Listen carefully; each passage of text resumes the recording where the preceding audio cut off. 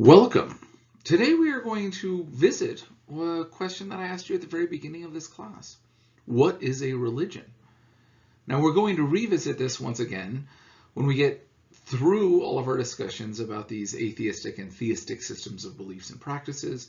And at that point we're going to look at the term religion itself, the evolution of it, and maybe revisit your own definition. Now today, I'm not going to give you really an answer to the question of what is a religion. We're going to outline several different scholars, specifically go through the reading we had of Clifford Geertz and his definition of a religion. And hopefully at the end of this, you'll have a working definition of religion that you find comfortable and that you like yourself. But again, you might want to revisit this as the semester goes by and weigh out whether or not you think any of our discussions that we're talking about throughout this entire class constitute a religion, or if they all do, or if none of them do. So, what is a religion? As we've already kind of hinted at and discussed, it's really not an easy thing to define. As you've thought about it, you know, it's not like me asking you what is math, where all of you will have at least some basic understanding of what you think constitutes math. You know, addition, subtraction, multiplication, division, sums, products of this, that, and the other. And while there's more advanced forms of math and more basic, arithmetic, the category of what math is, while it might be complex, easy to understand, at least the basic beginning blocks of that. Do we want to do the same thing with our discussion of religion? Are there essential characteristics that all religions are addressing, or is this not really the way that it works? How you choose to define religion will change how you approach different systems of beliefs and practices, and come up with a different conclusion than if you didn't apply religion to all of these systems to begin with. Essential to any definition is you are including some ideas and excluding some others. Some things count as religions and some things don't. And again, there's not a single authoritative stance to say in, out, in, out. So in some ways, we're going to have to start from the subjective, start from you, and you're going to have to define religions and look at what's traditionally seen as religions, things like the Abrahamic faiths, Judaism, Christianity, and Islam, and decide, are these religions? Why or why not? If these are generally defined as religions, and if you hold that they are religions, what about them means that they're a religion? Now, all of which are dealing with the God question and heaven, hell, eternity. And if that's your basis for defining a religion, then what do we do with the India-based traditions, two of which, Buddhism and Jainism, don't really even have gods. They kind of exist, but it's really not good to be a god. And you're not worshiping and venerating gods and saints in that same sort of way. Within Hinduism, it doesn't matter how many gods there are. You can be just as good of a Hindu and believe in one god or three gods or an infinite number of gods or no gods at all. For Sikhism, there is only one god, but all of these come out of India, but their answer as to the God question is very different. Does that eliminate one or from the other? Is Sikhism because it is about the God question, and Hinduism because the God question is okay to be vague, or Buddhism and Jainism because the gods are really not even in the equation, not religions? Where are we demarcating one system or another? How about China, Taoism and Confucianism, which is really Confucius's take on the Tao, which is maybe including some notions of spirits and ancestors and gods, but really is about how you as a person in China are supposed to interact with the nature of China. The basic structure of these is to help you navigate your world around you. And the God question is not really there. It's kind of there in the background, but not up front. And it's more about your life now and ways of extending your life or your legacy or things along these lines. And again, they disagree with each other on these as well. Do these count as religions? And if so, why? How about other various indigenous religious systems? Do we want to call these religious systems, these traditions, Shinto, Zoroastrianism, or any of these others, as religions? While they definitely have certain elements of what we might find religious, are they themselves religions? Does it matter how many people subscribe to this? Is it about meaning and ordering your life, therefore things will look different, or is it about having a specific structure, having scriptures, having deities, patterns of life, ecclesial structures, at which point we might revisit our definition of religion that we're thinking about within others that might not have a sacred scripture, or at least it might not be that important to them, or they might not have an ecclesial structure.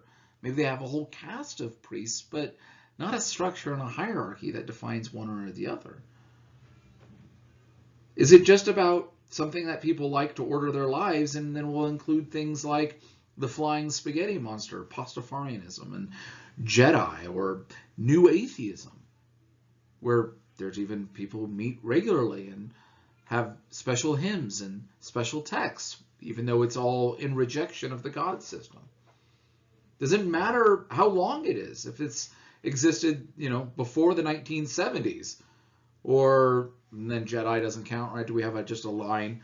Older beliefs, they need to stick around for 500 years or 1,000 years, or what? And so what is it that counts as that line for you?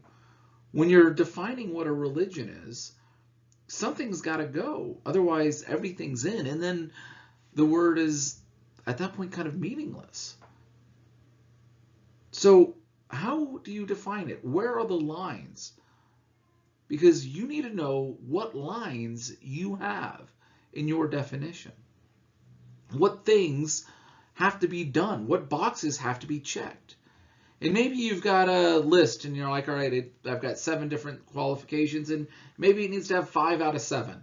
And so certain things might fall off, but it's got all of the other traits of what you would count as a religion. Maybe that's how you construct this idea. For some, to help answer the question of what is a religion, they might look at the academic discipline, which is dedicated to the idea of religion itself, religious studies.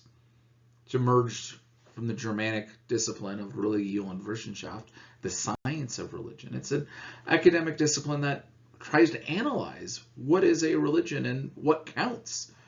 But it has a lot of overlap with other discussions. We've already hinted at economics with Marx and Weber. We can look at philosophy. We can look at psychology. Or we can look at traditions specifically and identify these as the basis of that. Or you can look at it from a sociologist or anthropologist perspective. Or you can look at it from other specialist sort of perspectives and ways people have of structuring their lives.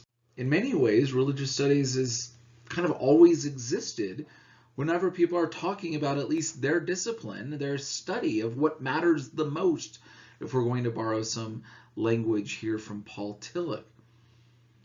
Medieval advanced degrees were doctorates in theology, philosophy, and finally medicine, in that order. And theology was trying to figure out this religion question, but not necessarily in the broad answer.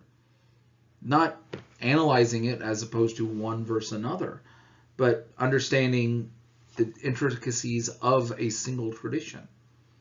The basic liberal arts education kind of grew out of this, into the classical period where we had the sort of 7 disciplines, the quadrivium and the trivium, where this would be your basic degree, and yet religion wasn't there. We have arithmetic, geometry, music, and astronomy in the quadrivium, and grammar, logic, and rhetoric in the trivium. And other sciences kind of all grow out of different discussions within all of these. Disciplines, terms, and definitions grow and change over time as well. Most of us approach one idea a lot differently than they would have 500 or 1,000 or 3,000 years ago, even if the same word exists, because words evolve and change. New elements get brought in. Comparisons arise. And so what is religious studies is kind of that discipline that emerged mid-19th century or so to try to address all of this. And not everyone has the same answer.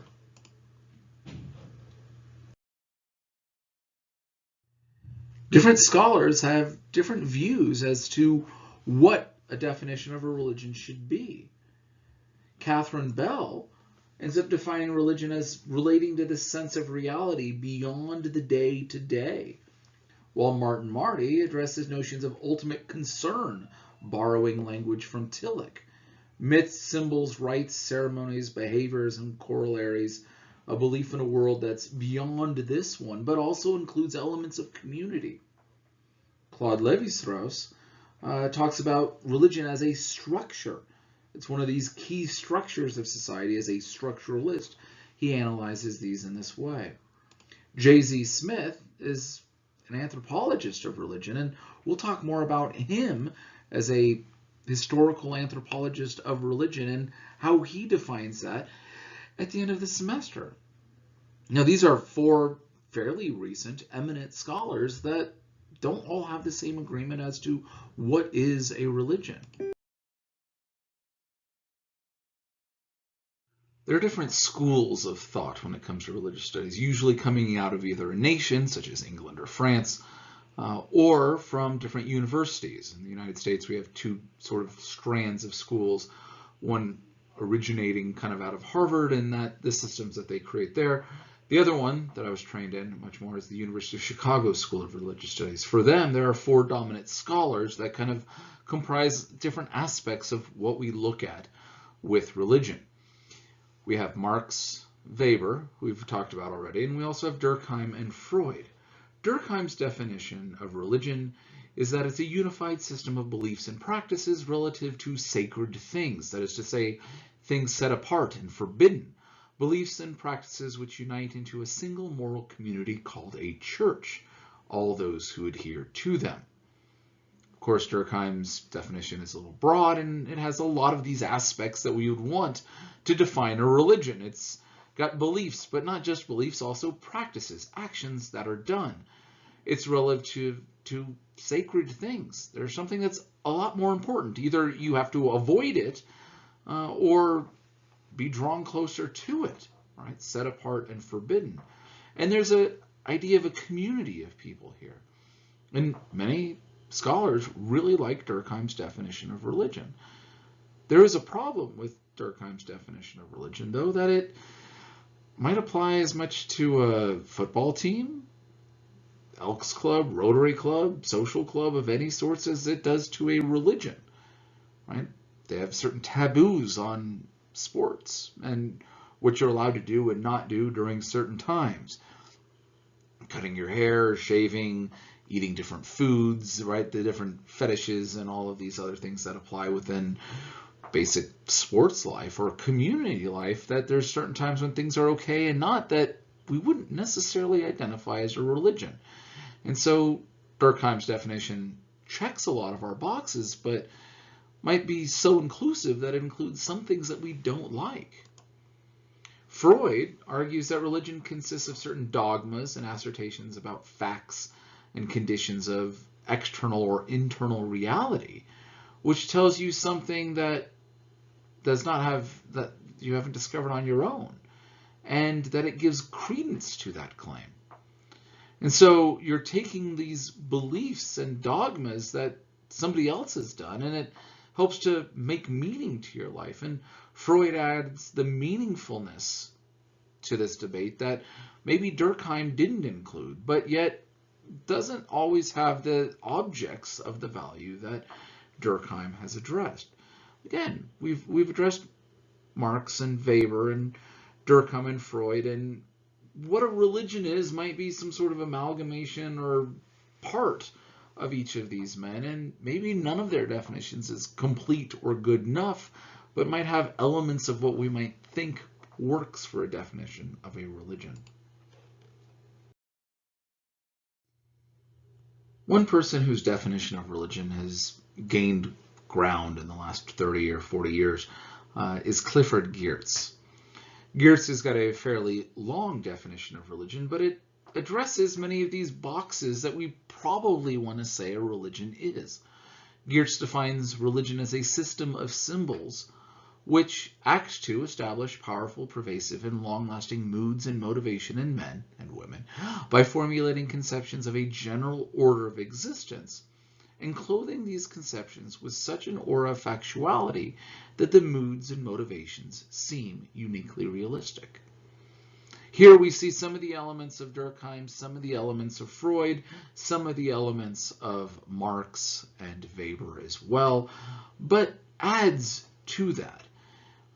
We're talking about moods and motivations. We've got a moral community wrapped up in with all this, and yet there's something extra that Geertz adds by first addressing religion as a system of symbols and the value that symbols have for us.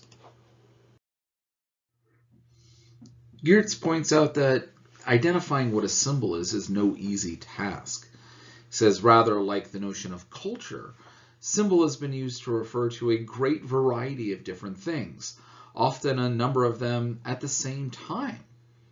Right? Symbols incorporate different ideas.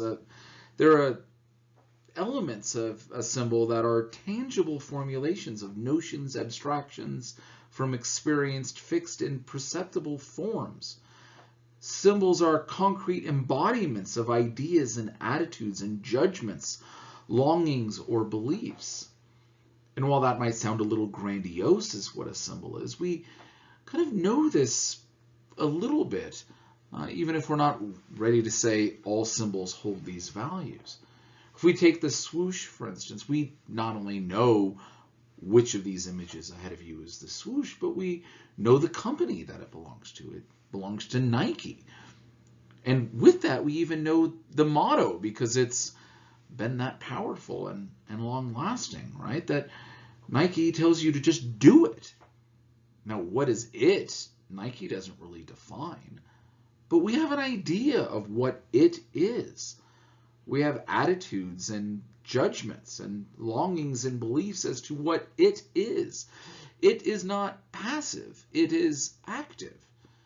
It's not sitting there on the couch watching other people do athletic endeavors, but you becoming a conqueror yourself, even though many people who wear Nike apparel, shoes, etc., aren't necessarily doing it.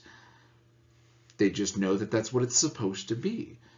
Where you are the conqueror, you are the victor who is defeating the world around you.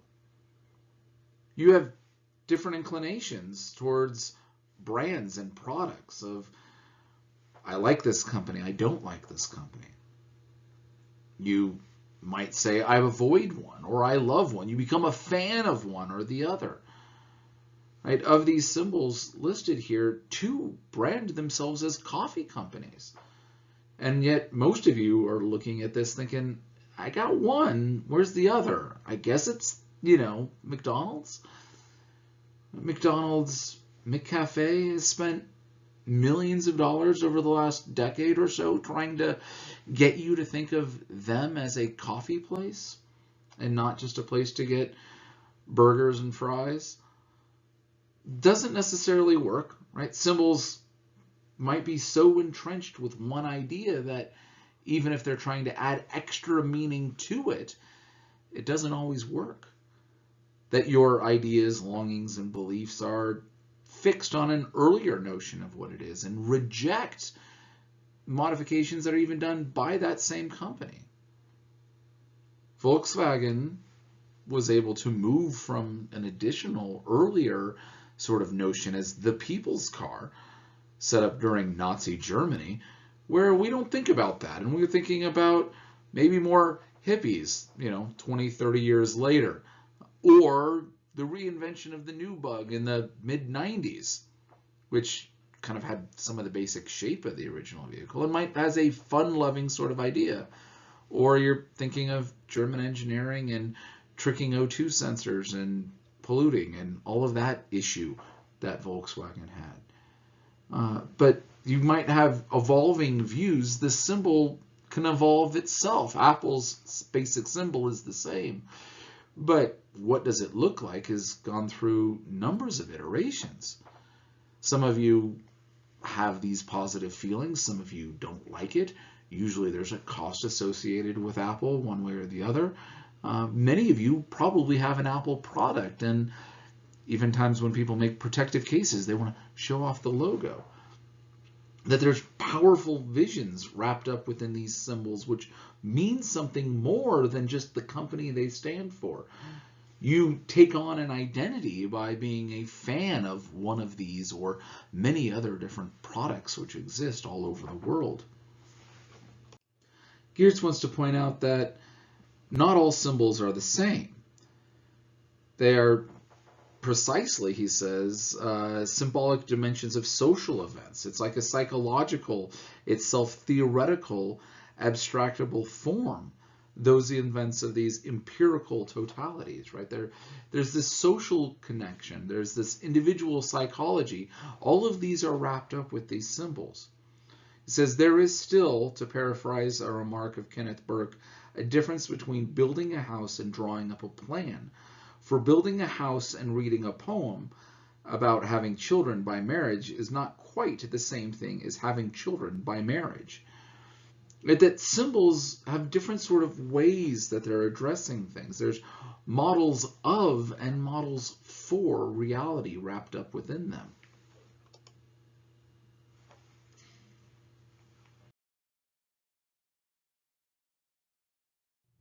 It's in this sort of discussion of models of and models for that religion takes on a different dimension as a symbol. Right? We have models of reality which kind of tell us what reality is. Maybe it's a miniature, maybe it's a mock-up, maybe it's a way of what reality actually looks like, as opposed to models for which tell you what reality should look like. Religions oftentimes are a little bit of both, right? They tell us what reality looks like, but also tells you what you're supposed to do with that going forward. It gives this answer as to how life should be lived, not just how life is lived. Therefore, religions don't just have theories about reality, but doctrines and melodies and rites.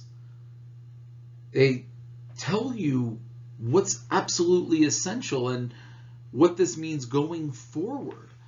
And it's grounded in something with a little bit more meaning than just a representation of what reality looks like. So these symbols, as Geertz points out, gives you different moods and motivations, right? That religion is a system of symbols which acts to establish powerful, pervasive, long-lasting moods and motivations. Right? That motivations are a persisting tendency, a chronic inclination to perform certain sorts of acts and experience certain sorts of feelings in certain sorts of situations. The sorts are being commonly very heterogeneous and rather ill-defined classes in all of these cases. We're told different things, and how we relate to them varies. Now, a mood and a motivation are different things, right? Motives have a directional cast. They describe a certain overall course and gravitate towards certain, usually temporary consummations. You're going a sort of direction. You're heading to one thing. While moods vary really only as far as intensity. You really like something or you really don't. You know that a Volkswagen is a car. Some of you really love it. Some of you really hate them, and some of you don't really care.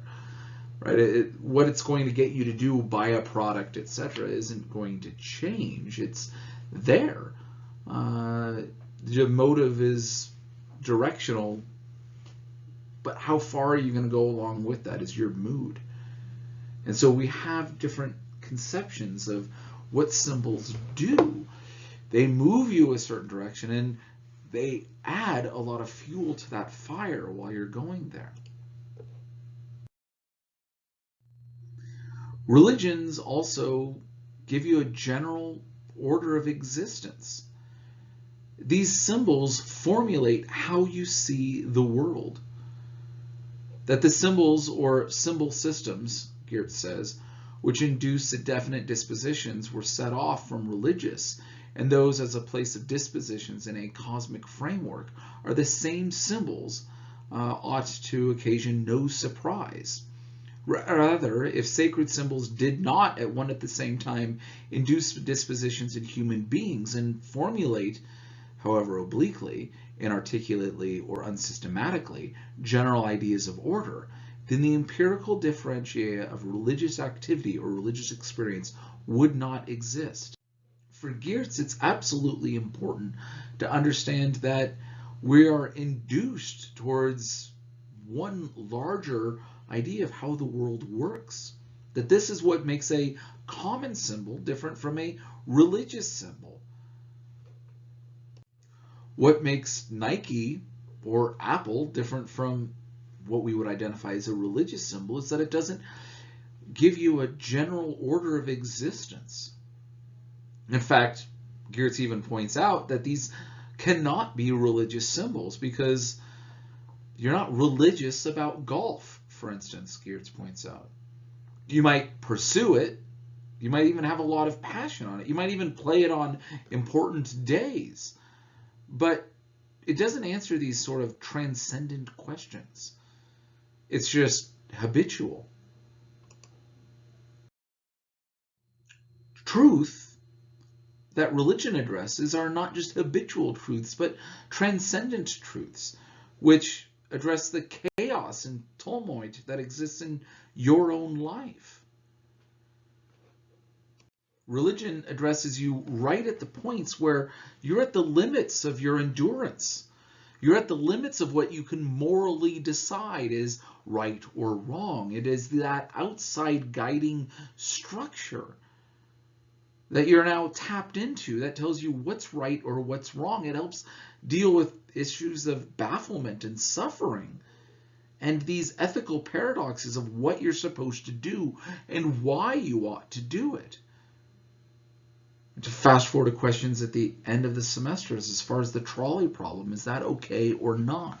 You can look it up now or wait till we get to the end of the semester to address it. Do you sacrifice yourself for others? Do you jump on a live grenade to save the life of others, or do you push somebody on it? And why is one person seen as a hero and the other a villain? Right? Religion is the place that gives you these answers because sometimes moral questions aren't easily answered in any other way. We're baffled as to why one is okay and one is not. Why the actions of somebody who's otherwise saintly might be extra demonic if they're done or brought to light, and yet do we still regard this person as good or bad? What solutions are we given, and what are the criteria for that? When we suffer loss, profound loss, how is it we move through that? Golf is not really going to do that for us. It might help you improve your game. It might get you some fresh air. It might help you even move through a tough time of your life, but it doesn't provide the answer for that. It doesn't give meaning to your suffering. It might just be a coping mechanism. But what religion does, that Geertz points out, is that religion doesn't get rid of suffering, but it makes it meaningful.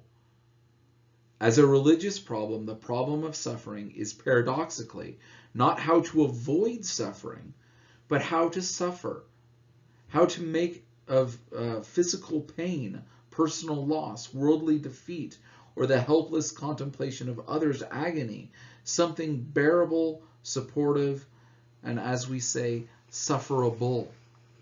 That there's value in that. And that this is what we are supposed to do. That this is what makes religion different than just habit, because there's value added into this. It gives meaning to the problems in your life, the suffering in your life. It's not just a coping mechanism, but it's a blueprint as to how to move forward. And in fact, that some of these are even necessary conditions for what your life should look like.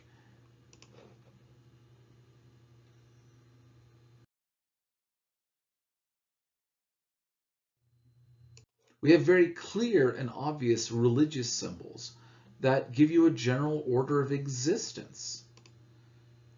Right? You guys look at this and you know what it is. It's a cross. And you know that crosses are a form of execution and all of that, and you know that the word excruciating was coined to try to talk about the pain involved with dying upon a cross. And yet many of you also look at it as just an object, just a symbol.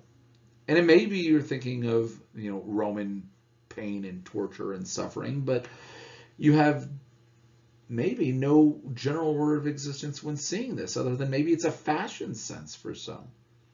But you know that this cross has a different meaning than that other cross, even though the meanings are the same, broadly speaking. Generally speaking, you've got different groups which advocate or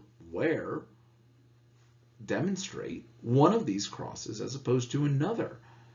Your Protestant versus Catholic varieties of Christianity, and yet there's this other one that you'll find within Eastern Christianity, Eastern Orthodox Christianity, and each of these three crosses are all basically addressing that same broader system of beliefs and practices, but by wearing one, by advocating by one elevating of one, there's a different order of existence, each of which have a different sort of connection and group that will associate with one. And for some, if you're wearing the wrong one as a piece of jewelry, it's going to eliminate you from participation, or it's going to include you into participation into group activities, even important activities like marriage and who's okay and who's not okay.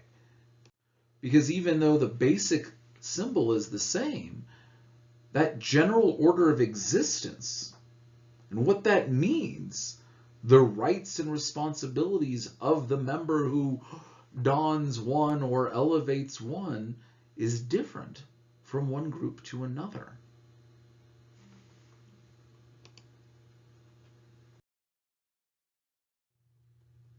Geertz points out that these systems of symbols, which acts to establish powerful, pervasive, long-lasting moods and motivations in men, by formulating these conceptions of a general order of existence, must be clothed with an aura of factuality. Now notice here, he's not saying that they must be factual, but rather that they must appear to at least be factual. That they have an aura of factuality, that it's something that's believable, even if it's not right. That Geertz points out there's this distinction here. Right? We have different modes of operating, different modes of thinking. We have things that are commonsensical. Right? You accept the world as it is, the objects, the process of just what they are. There's no other explanation given to it. Then we also have a scientific understanding of the world around us. Right? That we might doubt certain things, and we have systematic inquiry, and we really want to know why something is what it is. It's not just that the sky is blue, but what makes it blue? Why is it blue? Why is it not green, red, orange? Why is it different at different times of the day, depending on clouds, sun, blah, blah, blah, right? Why does the moon take on one shade as opposed to another? Why is it that this ball bounces and this ball thuds? Right? And the scientific mind asks all of these questions and tries to figure it out. If you have a tragedy, right? Why did this happen? Well, there's a commonsensical thing. People get sick, cars hit somebody, something horrible happens. Well, there's also a scientific answer, right? Well, there's this bacteria, this virus, this cell identified as a cancer cell and spread. This person didn't see when they were driving, their brakes failed, they, whatever. And there's a commonsensical answer, and there's a scientific answer, and there's also an aesthetic answer, right? That says it's pretty or ugly, that it is just how it looks and appears. It's not a commonsensical answer, it's not a scientific answer, but It's the aesthetic. And Geertz points out there's also a religious answer that can be provided. Why did this bad thing happen, right? And here's where the religious takes over, that if some tragedy befalls you and somebody gives you a scientific response for it, that doesn't soothe your soul. If they just tell you it's ugly, that doesn't work. Or, yeah, bad things happen, right? None of those kind of fit, but you get to the religious sphere, then there's meaning found in that loss and suffering, or potentially there is. That the religious perspective differs from the commonsensical, and that it is, as already pointed out, it moves beyond the realities of everyday life, as Geertz points out, to wider ones, which correct and complete them. As it is defining concern is not action upon those wider realities, but acceptance of them, faith in them, rather than detachment, which its watchword is commitment, rather than analysis, it's encounter. It is in this sense trying to address not just what is real, but what is really real. That there's this aura of factuality to religious answers that go beyond the commonsensical, the scientific, or the aesthetic, and brings you to something that's really real. That there's value there beyond something else, and that this is what these symbols do.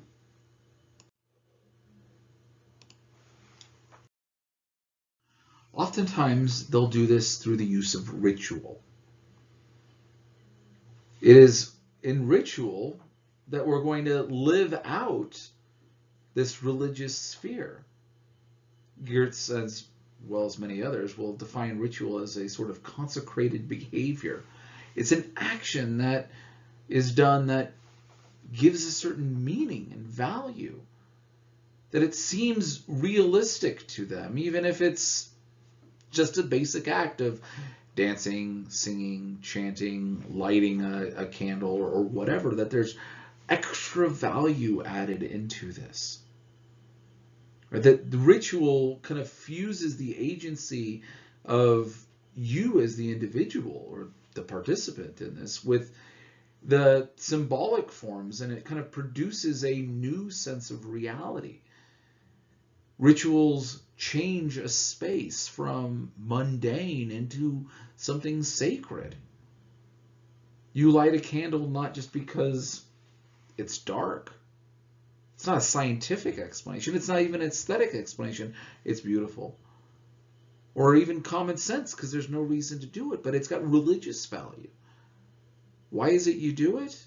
Well, we can talk about different, theological X, Y, and Z, but it's a ritualistic act that adds a certain meaning and perspective. It changes you as the participant as well as the space around that you're using. And these all seem uniquely realistic. These symbols are all around any of the religious person, but he says no one, not even a saint, lives in the world of religious symbols, formulates all of them, and the majority of men only live in these in certain moments.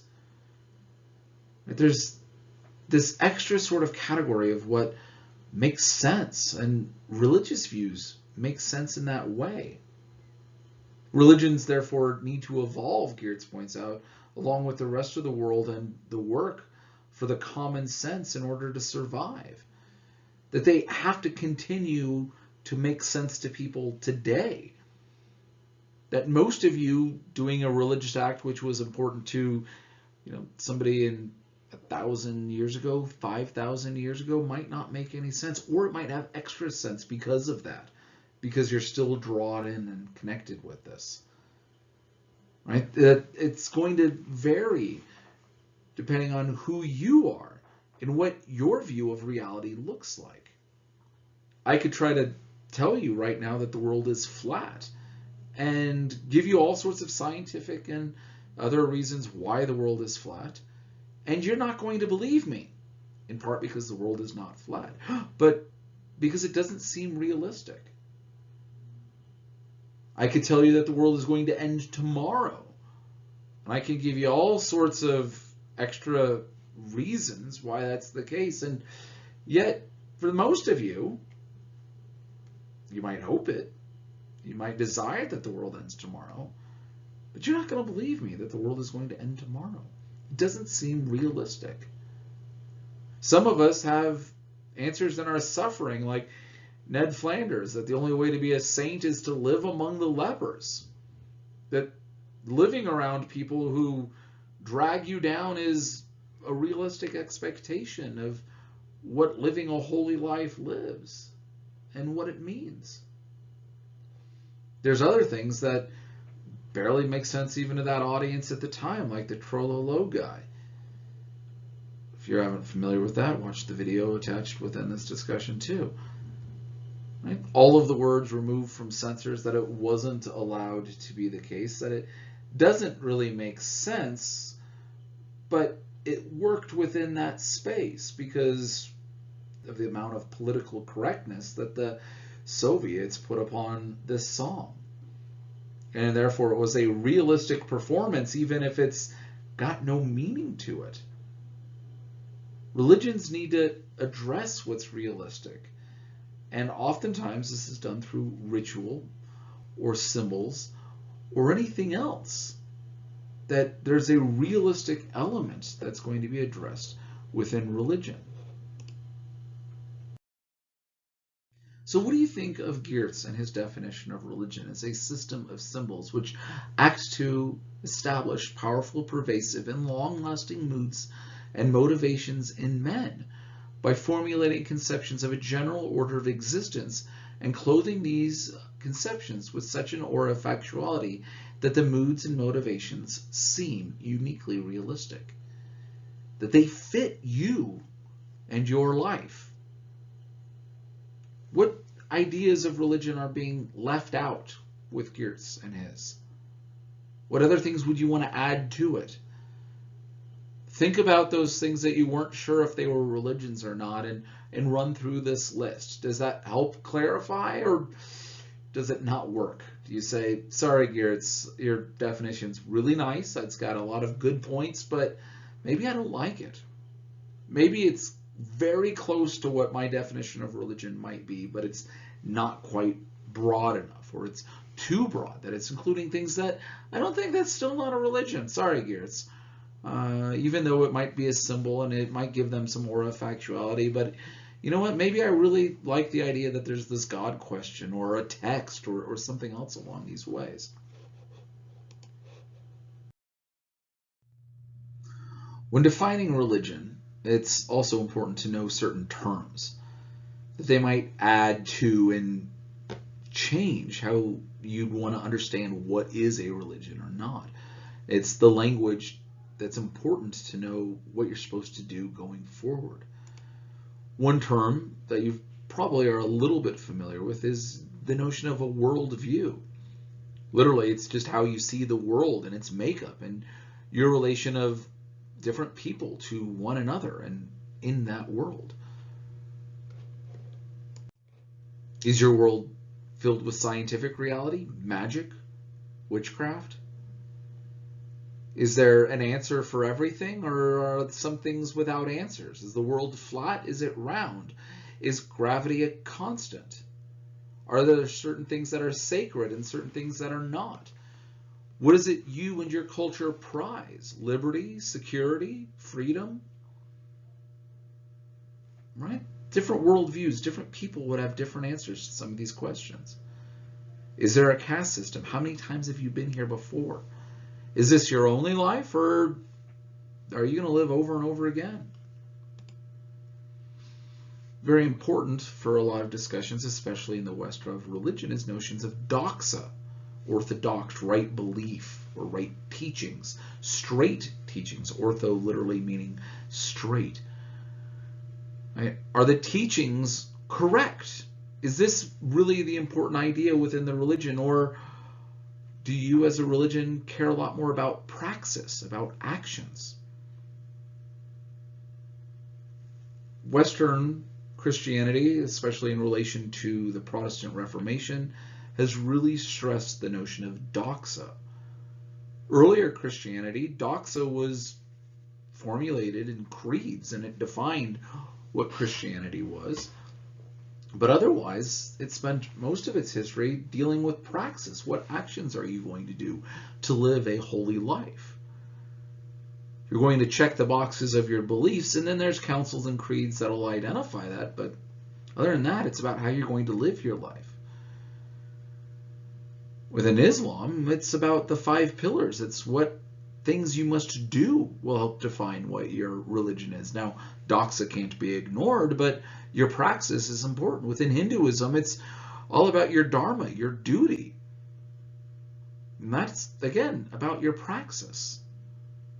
They have these sort of distinctions about what beliefs as opposed to what actions you need to do within different religions that you might say brings one closer or farther away from your category of what religion should be. Heterodox would be those questionable beliefs, and we can even talk about heteroprax, of questionable actions, of whether or not they'll be of any benefit to you. But heterodox are those sorts of things of the, well, maybe it's okay for you to believe that, maybe it's not. And who's going to help define and explain that kind of moves through within, depending on who's got the authority to do so.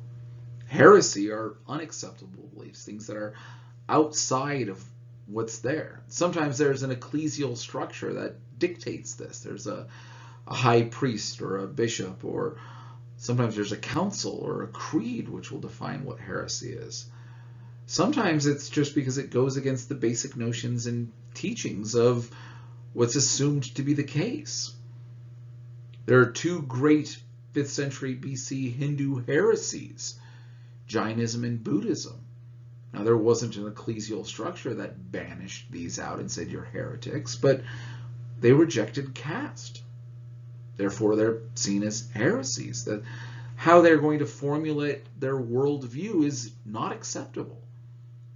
If they accepted that, they'd just be a different branch, heterodox teachings on what it is to be a Hindu in all likelihood to this day. Doctrine are these formal systemized statements of beliefs or these explicit teachings which help define what is that doxa and what is okay and what's not okay and where the debate should lie. Diaspora, we talk about people who live outside of their naturally linked holy land. Not every religion, again, depending on how you want to define this term, has a naturally linked holy land, a place where you really belong, that you may or may not actually ever want to go to. You may never have been.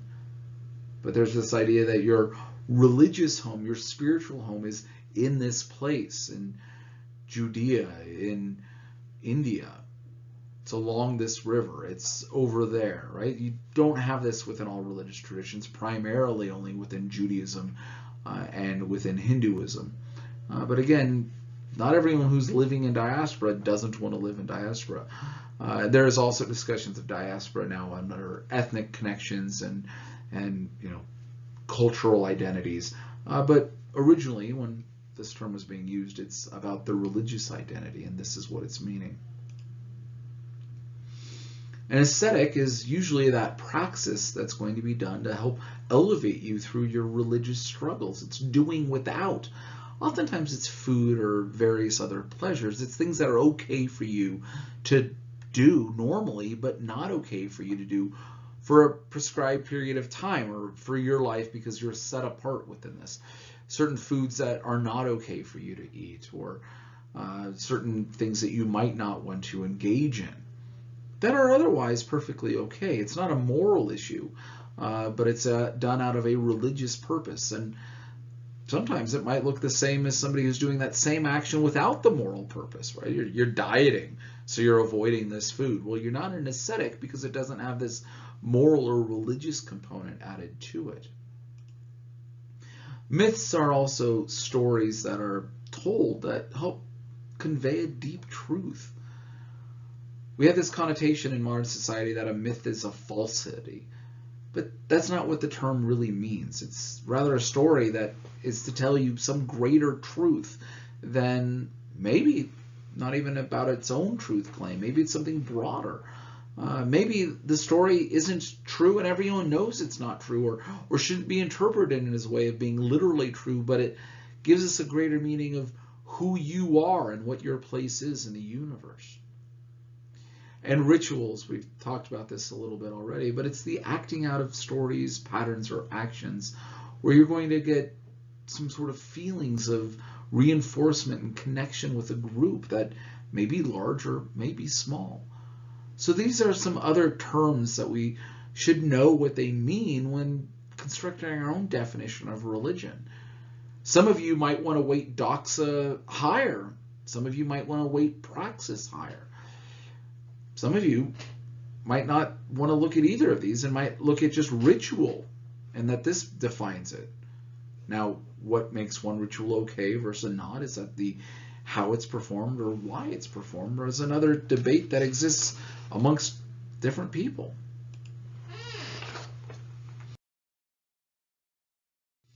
Also, just wanted to add a couple of quick notes as far as discussions of religion and how people talk about it. First, I want to point out that every culture has its own calendar. 2015 is the year 2015 for some, but is 5775, 1436, 547, 2071, depending on different religious groups that have different calendars that have a different date for starting it.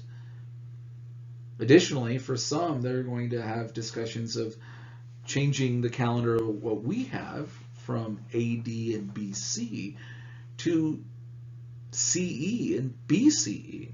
For those of you unfamiliar with these letters and what they all stand for, that's perfectly fine. But AD stands for Anno Domini, or Year of Our Lord. Well, there was a thought amongst some that not everyone's under this Christian persuasion, and this is the Lord that's being talked about, so instead let's talk about it under the Common Era and use the letters CE. And BC, for before Christ, is changed to before the Common Era. And for some, this is a great way of kind of avoiding the religious calendar system when talking about religion broadly. I personally find the idea to be silly, since every religion has its calendar. Every culture has a calendar that they've adopted. Unless you're changing the dates in a radical way and having a specific date for a specific meaning, then you're just changing the window covering on something because you think it's going to be more pleasant to an outsider who generally doesn't care. You're not using theirs because they have their own date anyways. Right? So, again, even in how we're looking and shaping our year has different religious connotations if we intend it or not, and what values we have to look at that. Furthermore, we have discussions on even when the new year starts.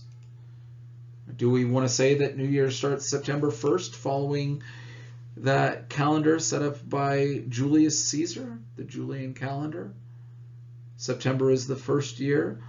For some of you, depending on your church calendar, this is actually the first day of the ecclesial calendar. It was modified by Pope Gregory, and we have the Gregorian calendar, which most of us live by, which changed the date of when New Year's was and put it instead in January.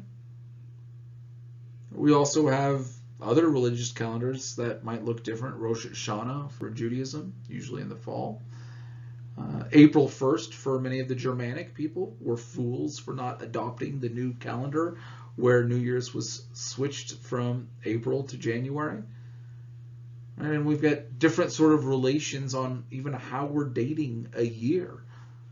Do we have a solar calendar or a lunar calendar? How far do things adjust versus not? And again, how we're going to order and structure our lives are tied in with religious development. And maybe you look at things historically and scientifically to try to understand what's taken as common sense, but might have extra value hidden beneath it. Finally, I want to kind of pose a question. We've been talking about what is religion this whole time, but maybe we can also ask the question of what is magic? What's the difference between magic and religion? Can one group be magical and not religious? Or is religion and magic the same thing, just different discussions of that same thing? How are we going to weigh an action? Can there be magical elements in a religion? Can there be religious elements in a group that you might otherwise identify as magical? And where's the distinction between magic and science and religion? Is something purely scientific magic if you don't understand it or do understand it? Do we have an evolution from magic to religion to science as proposed by some? Or is there always kind of an overlap and mix and mash within even one culture and how they want to identify everything? Again, according to Geertz, religions have to be realistic. Not necessarily real, but seems realistic. And scientific worldview applies to a broader culture, then religion has to adopt some of this scientific worldview. Or not, depending on how you want to look and identify all of these different factors. But how do you define these three words? Are they the same? Probably not. But if you were to draw a Venn diagram, is there a lot of overlap? For some of you, maybe, and for some of you, maybe not. So work on defining these as well, and maybe defining magic and defining science might also help you to define religion and how you'd like to move going forward. So it's important for you to look over all those terms that we addressed: religion, magic, science, as well as praxis and doxa and worldview, and construct your idea of what a religion is. Does it hold up? Do you like Geertz or Durkheim or Weber or Freud or Marx? Do you instead want to appeal to somebody like James or Spiro or a whole host of others who've all had their time in figuring out what religion is, and yet not all of them agree? Catherine Bell leans heavily upon the thoughts of one scholar while others to another. And maybe you just want to know things are religious and say everything that is religious is a religion. Maybe that's not the best way of proceeding. Maybe it includes too much. Maybe it's hard for you to say some things are excluded and others are included. But both of which are essential in your construction of what is a religion. Make sure when you're constructing your definition that you've brought in all of these other sources and weighed them all heavily. And how does it work with these terms? Define them. Put them into your own words. I've spent a while addressing each of them, but know what they are, because it's only when you're familiar with what words are that you can really give meaning to new words and new ideas. If you have any questions, feel free to reach out and let me know. Thank you.